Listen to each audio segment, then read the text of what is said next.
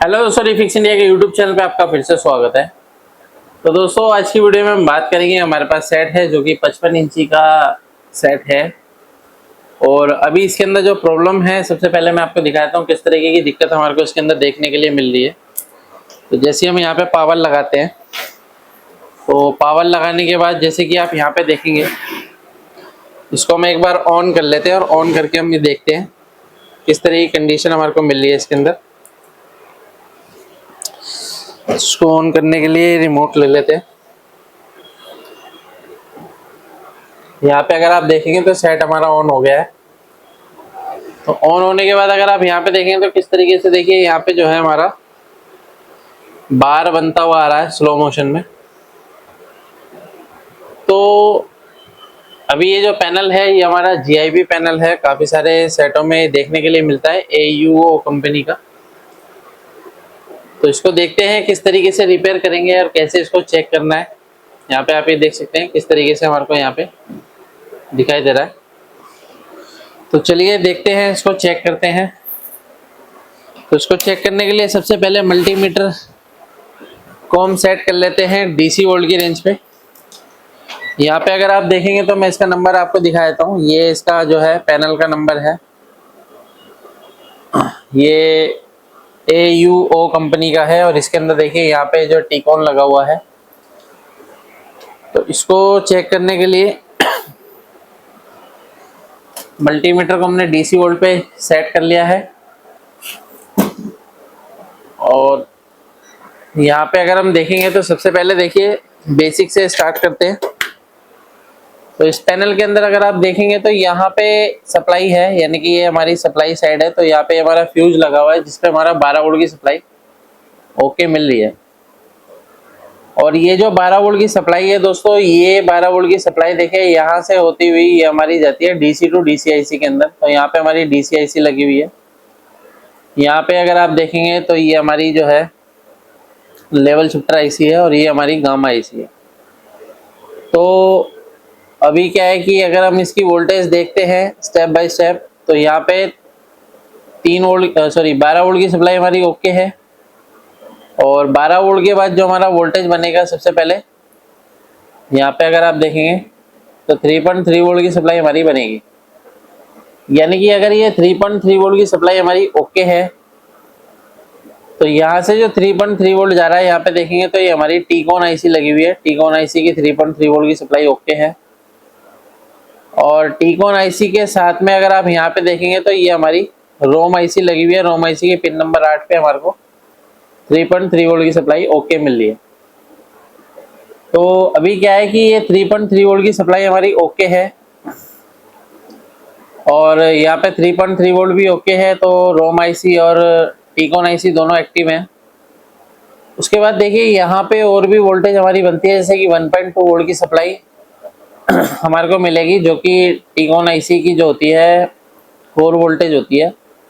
क्योंकि टिकॉन IC देखिए यहाँ पे प्रोसेसिंग करने का काम करती है। क्या प्रोसेस करती है, जैसे आप यहाँ पे देखेंगे तो ये LVDS सिग्नल को RSDS सिग्नल में प्रोसेस करती है, यानी कन्वर्जन करती है उसका।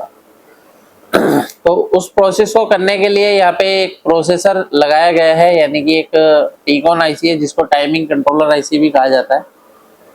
अब ये IC इनेबल वोल्टेज एक निकालती है, जो कि हमारी DC टू DCIC के अंदर जाता है। यहाँ पे जो DCIC का यूज किया गया है P302-11, इस IC का यूज किया गया है।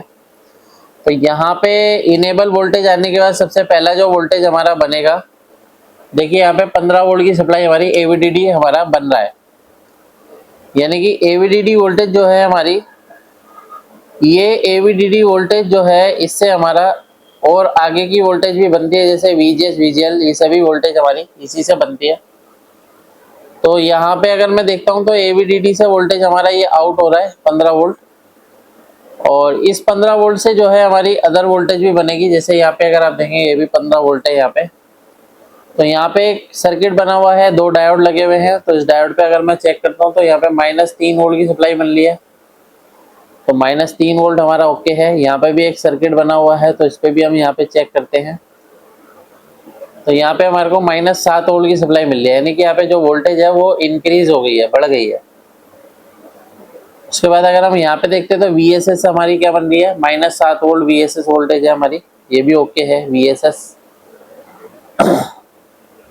तो यहाँ पे क्या है कि अगर आप देखेंगे तो ये लेवल शिफ्टर है, तो लेवल शिफ्टर की अगर हम आउटपुट वोल्टेज चेक करते हैं तो आउटपुट वोल्टेज पे अगर मैं यहाँ पे देखूंगा तो यहाँ पे HC1 HC2 ये सारे हमारे ट्रैक हैं। तो अगर हम यहाँ पे वोल्टेज देखते हैं तो -10 वोल्ट, यहाँ पे भी -10 वोल्ट आ रहा है, यहाँ पे भी -10 वोल्ट आ रहा है।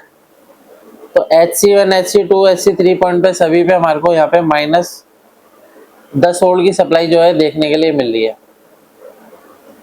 तो ये जो देखिए वोल्टेज है यहाँ पे हमारे को पॉजिटिव में मिलनी चाहिए, जो कि हमारे को यहाँ पे नेगेटिव में मिल रही है। तो काफ़ी सारे वीडियो के अंदर मैंने आपको बताया है किस तरीके से हम इसको चेक करते हैं। जब भी ये नेगेटिव वोल्टेज अगर हमारी बन रही है तो देखिए दो तरह की दिक्कत होती है, तो लेवल शिफ्टर आईसी खराब है या फिर लेवल शिफ्टर आईसी की जो वोल्टेज रिक्वायरमेंट है वो कंप्लीट नहीं है। तो इस कंडीशन में देखिए अभी हमारे को करना क्या है, तो इस आईसी की पहले हम वोल्टेज रिक्वायरमेंट चेक कर लेते हैं। ये हमारे LC1 LC2 पॉइंट के जो देखिए यहाँ पे रेजिस्टेंस लगे हुए हैं, जो कि हमारे यहाँ पे वोल्टेज अभी फिक्स हो रखे हैं, यानी कि वोल्टेज यहाँ पे कोई भी फ्लिप फ्लॉप नहीं हो रहा है, ये देख सकते हैं आप। तो अब इसकी देखिए हमारे को प्रॉब्लम कहाँ नजर आ रही है, सभी वोल्टेज हमारी ओके है। तो अभी हमारी एक वोल्टेज और रह रही है जो कि हमारी VGH वोल्टेज है। ये देखिए VGH वोल्टेज अगर मैं यहाँ पे चेक करता हूँ तो VGH के पॉइंट पे हमारे को यहाँ पे 30 वोल्ट की सप्लाई मिल रही है। ये देखिए 30 वोल्ट हमारा ओके है। तो ये जो 30 वोल्ट है ये ओके है, नहीं VGH वोल्टेज ओके है, फिर भी हमारी जो वोल्टेज है ये हमारी लेवल शिफ्टर आईसी के अंदर आनी चाहिए। यहाँ पे देखेंगे तो -7 वोल्ट ओके है। इसकी अगर हम इनपुट देखते हैं तो यहाँ पे -7 वोल्ट है, यहाँ पे देखिए यहाँ पे हमारा -10 वोल्ट है। यहाँ पे देखते हैं तो यहाँ पे भी हमारे को जो वोल्टेज मिलना चाहिए वो VGH वोल्टेज यहाँ पे मिलना चाहिए। VGH वोल्टेज हमारा ओके है, तो ये VGH वोल्टेज देख सकते हैं यहाँ पे हमारा ओके है। तो VGH वोल्टेज भी ओके है, लेकिन फिर भी इस तरीके की दिक्कत हमारी बन रही है। तो आगे और भी चेक करते हैं। तो हमारे को यहाँ पे देखना पड़ेगा दोस्तों, यहाँ पे देखिए ये जो ट्रैक हमारा जा रहा है ये ट्रैक है हमारा इस रेजिस्टेंस पे है, ये भी 30 वोल्ट हमारा ओके है। यहाँ पे हमारा 30 वोल्ट ओके है। तो यानी कि ये जो ट्रैक है ये सीधा हमारा लेवल शिफ्टर आईसी के अंदर जा रहा है। तो लेवल शिफ्टर आईसी के अंदर अगर ये जा रहा है और फिर भी हमारी वोल्टेज अगर नहीं बन रही है तो एक बार हम सर्किट में चेक करते हैं कि कोई रेजिस्टेंस वगैरह खराब तो नहीं है। कई बार रेजिस्टेंस वगैरह में दिक्कत आती है, तब हमारी इस तरह की दिक्कत हो सकती है। क्योंकि अभी वोल्टेज हमारी परफेक्ट है, वोल्टेज में कोई दिक्कत नहीं है। अगर वोल्टेज हमारी सभी ओके है, रेजिस्टेंस ओके है, तो फिर हमारे को FFC निकाल के एक बार देखना पड़ेगा। क्योंकि हो सकता है कि शॉर्टिंग तो देखिए है नहीं, शॉर्टिंग अगर होती है तो वोल्टेज ड्रॉप हो जाती है। सबसे पहले जो यहाँ पे है ये रेजिस्टेंस ओके है हमारी, ये रेजिस्टेंस ओके है, ये भी ओके है, ये सभी हमारी झुंड में लगी हुई है जो कि 0 ओम की रेजिस्टेंस है, सारी रेजिस्टेंस ओके है। ये भी ओके है, ये भी ओके है। यहाँ पे अगर मैं देख पा रहा हूँ तो ये रेजिस्टेंस हमारे को देखिए यहाँ पे वाली रेजिस्टेंस जो है ये कंटिन्यूटी नहीं दे रही है। तो एक बार ये देख लेते हैं पावर लगा के कि ये जो वोल्टेज है वोल्टेज भी हमारी पास कर रही है और कंटिन्यूटी भी नहीं दे रही है, ऐसा कैसे हो सकता है। तो एक बार फिर से हम सेट को ऑन करके एक बार देख लेते हैं क्या कंडीशन इसकी बन रही है। तो यहाँ पे अगर मैं वोल्टेज चेक कर रहा हूँ तो यहाँ पे भी 30 वोल्ट हमारा आ रहा है, और यहाँ पे अगर मैं वोल्टेज चेक कर रहा हूँ तो यहाँ पे देखिए अभी पहले यहाँ पे 30 वोल्ट आ रहा था, लेकिन अब यहाँ पे 30 वोल्ट नहीं आ रहा।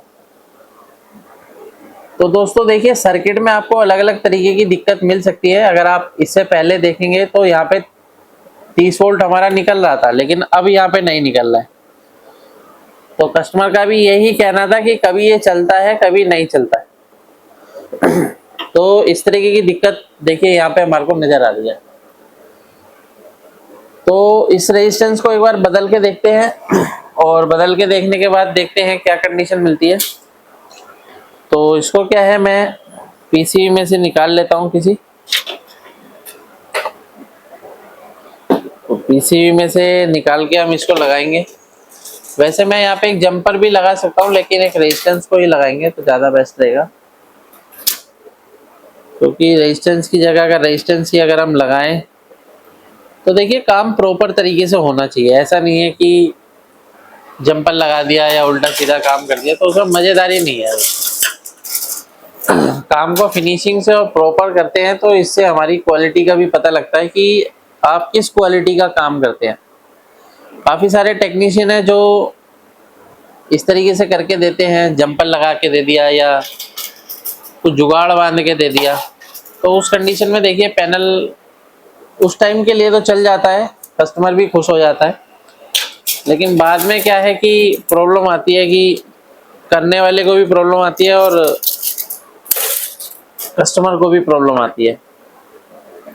तो यहाँ पे क्या है कि हम देख लेते हैं एक बार 0 ओम की रेजिस्टेंस प्रॉपर हम लगाएंगे इसके अंदर और फिर देखेंगे क्या है। मैं देख लेता हूँ, काफ़ी सारी पीसीबीयाँ हैं जिसके अंदर सेम साइज अभी मेरे को नहीं मिला है, तो यहाँ पे मैं सेम साइज की जो है रेजिस्टेंस लगाता हूँ। ये हमारे को मिल गई है। इसके यहाँ पे देखेंगे तो ये हमारी रेजिस्टेंस है, इसको हम चेक कर लेते हैं एक बार। यहाँ पे देख सकते हैं ये रेजिस्टेंस लगी हुई है। वैसे तो 0 ओम की काफ़ी रेजिस्टेंस है इसके अंदर, यहाँ पे भी 0 ओम लगी हुई है। एक रेजिस्टेंस हम इसको रिप्लेस करते हैं।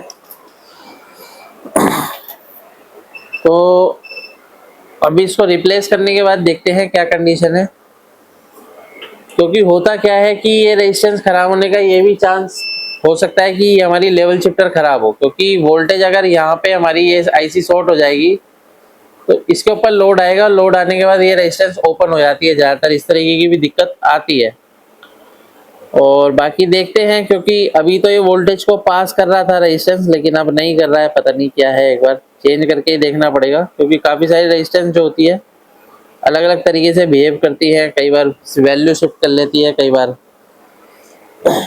वो अलग अलग तरीके की दिक्कतें हमारे को मिलती है रेजिस्टेंस की वजह से।